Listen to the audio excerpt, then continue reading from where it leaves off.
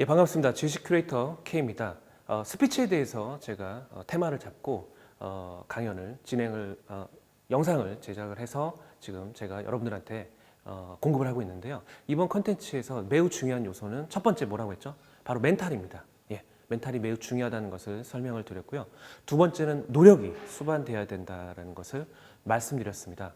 윈스턴 처칠 사례를 말씀드렸듯이 수십 번, 수백 번을 연설에 대한 준비를 했기 때문에 현장에 섰을 때 기본적으로 떨리거나 두려워하는 마음이 없다는 거죠.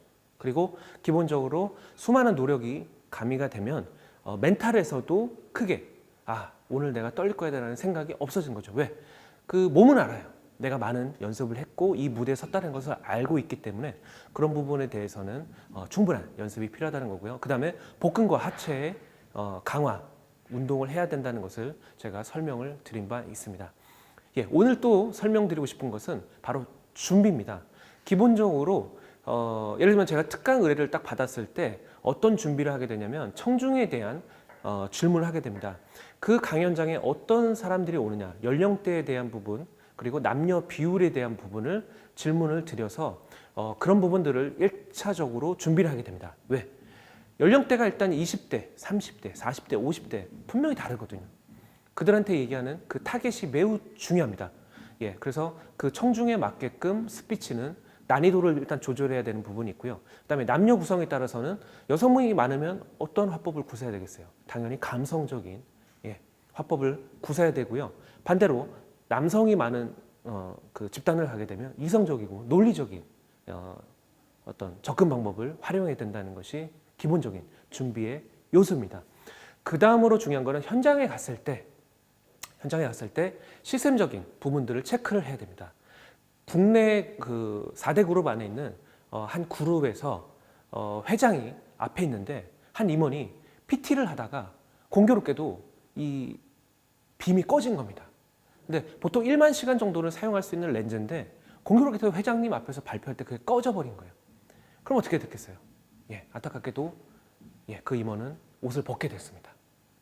그 발표회에서 모든 것이 결국 망가진 거예요. 그 다음부터 그 회사는 비보 프로젝트를 기본적으로 2개를 갖다 놓는다고 합니다. 1만 시간에 한 번씩 발생되는 리스크지만 매우 중요한 요소이기 때문에 그런 부분에서 사전에 그 시스템 체크가 매우 중요하고요. 그다음에 저 같은 경우도 강연장을 가게 되면 기본적으로 동선을 파악하게 되고 어디에 칠판이 있고 그다음에 보드마카가 잘 나오는지 안 나오는지를 확인을 해봅니다. 왜? 강연이 시작되고 나서 보드마카를 했는데 안 나오면 뭔가 되게 없어 보여요. 프로페셔널하지 않거든요. 그런 부분에 대해서 신경을 쓰게 되고요. 그 다음에 포인터를 가지고 그 조작을 하게 되잖아요. 그러면 기본적으로 위아래, 그러니까 그 사용자가 기본적으로 갖고 오는 뭐 강사라든지 이런 분들은 기본적으로 본인이 쓰는 포인터를 갖고 옵니다. 하지만 그 어떤 의뢰한 기업이나 조직에서 주는 경우가 있어요. 그럼 미리 이걸 확인을 해봐야 됩니다. 빨간 포인터는 어떤 버튼을 눌러야 되고 그다음에 다음 슬라이드, 이전 슬라이드로 넘어가는 거는 어떤 버튼인지를 일단 손에 충분히 익히고 나서 진행을 해야 또 강의를 하게 될 때 떨리거나 그다음에 미숙한 모습을 보이지 않게 되는 거죠. 그런 부분들이 사전에 체크가 돼야 됩니다. 그 다음에 중요한 요소인데요. 일단 기본적인 청중 분석이 됐었더라도 현장에 어떤 분이 왔는지를 저는 기본적으로 체크를 하게 됩니다.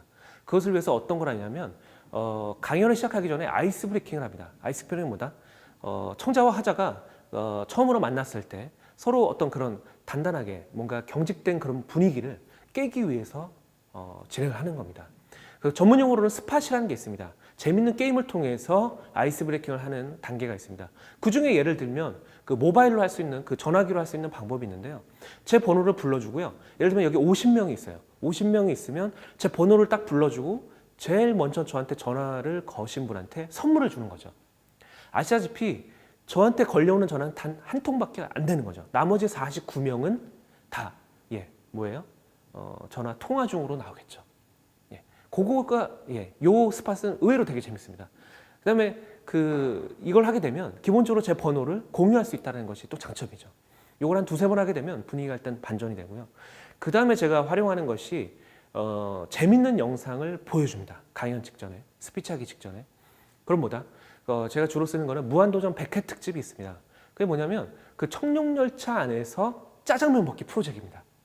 시청자가 낸 아이디어인데 저는 그 영상을 볼 때마다 재밌는데 이제 처음 대면하게 되는 청자들한테도 딱 보여주면 이분들이 그 웃음 포인트가 있어요. 영상에서. 그 포인트에서 그 웃음이 터져야 되는 요소가 있는데 저는 이제 그때 이 청중들을 보게 됩니다. 이 청자들을 보면서 아, 이분들이 마음이 많이 열려 있구나. 혹은 웃어야 되는데 많이 안 웃어. 예를 들면 50명 있는데 웃어야 되는 보통 한 40명 이상이 웃어야 되는데 웃는 비율이 한 10명이다. 그러면 뭐예요? 예, 저도 아, 오늘 강연이나 스피치는 어렵겠다라는 판단이 내려지고요. 그다음에 이분들이 그런 부분에 대해서 어떤 그 탄력적으로 이렇게 잘 호흡하는 부분에 대해서 좀 그 탄력적으로 운영할 수 있다는 것이 또 확인을 하는데 절차가 필요하고요. 그 다음에는 저는 질문을 많이 하게 됩니다.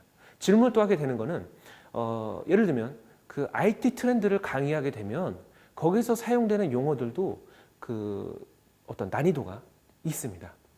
그래서 그 연령대도 중요하지만 거기 있는 분들이 비전문가일 경우와 전문가일 경우에도 사용되는 언어가 틀리지만 기본적으로 거기에 대해서 그 요소들 몇 가지 질문을 딱 드렸을 때 옳은 대답이 아, 오늘 청중의 수준은 이 정도겠다라는 것이 기본적으로 또 분석이 들어갑니다. 그 분석을 통해서 아, 오늘 강연은 어떻게 풀어야겠다라는 것을 머릿속에서 제가 정리를 하고 나서 진행을 하게 됩니다. 이거는 뭐예요? 시작할 때 이미 그런 부분에 대해서 분석을 하고 들어간다는 거죠. 예. 시작하기 전이 아니라 시작을 하고서 질문을 계속 끊임없이 던지면서 이분들이 대답하는 것과 피드백을 주는 것을 확인하면서 계속적으로 다음 장에서는 어떤 멘트와 어떤 용어들을 써야 될 것인가에 대해서 머릿속에서 구상을 하게 된다는 것이 매우 중요합니다. 그 아시다시피 결국 이 모든 것들이 이 스피치, 대중 스피치, 강연한다거나 저도 오늘은 이렇게 촬영을 하게 되고 있는데요. 이 모든 것들이 종합예술이에요. 예를 들면 다음에 내가 무슨 말을 해야 될까? 그리고 말미에는 내가 어떻게 클로징을 해야 될까? 오프닝은 어떻게 해야 될까? 이것들을 계속적으로 머릿속에서 확인 작업을 하게 되고 그 다음에 청중들을 분석해요.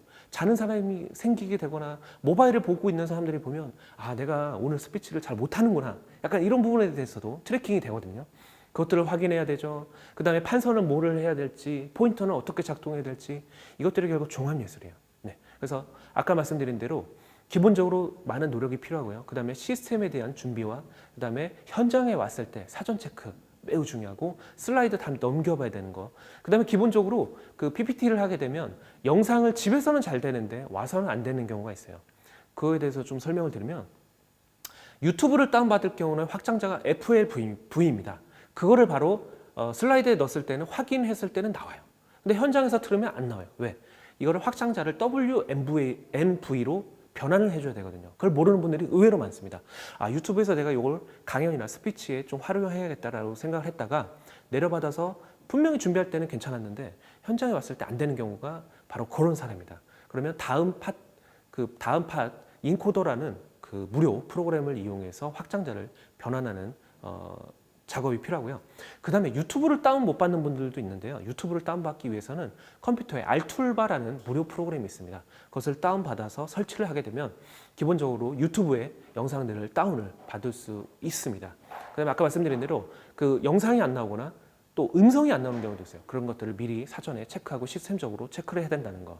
그 다음에 청중들을 분석해서 이분들한테 내가 어떤 스피치로 어떤 용어로 접근을 해야 되고 그 다음에 어떻게 탄력적으로 그 스피치나 이런 부분들을 운영해야 될 것인가에 대해서 체크를 해야 된다. 아이스 브레이킹, 스팟, 그리고 끊임없는 질문을 통해서 들어오는 피드백을 확인하면 그런 과정을 거치면서 이런 사전 준비와 그 다음에 현장 준비 그리고 강연하는 혹은 스피치하는 동안에 그런 준비가 동시에 이루어져야 된다는 것을 말씀드리면서 이번 영상 마무리 짓도록 하겠습니다. 감사합니다.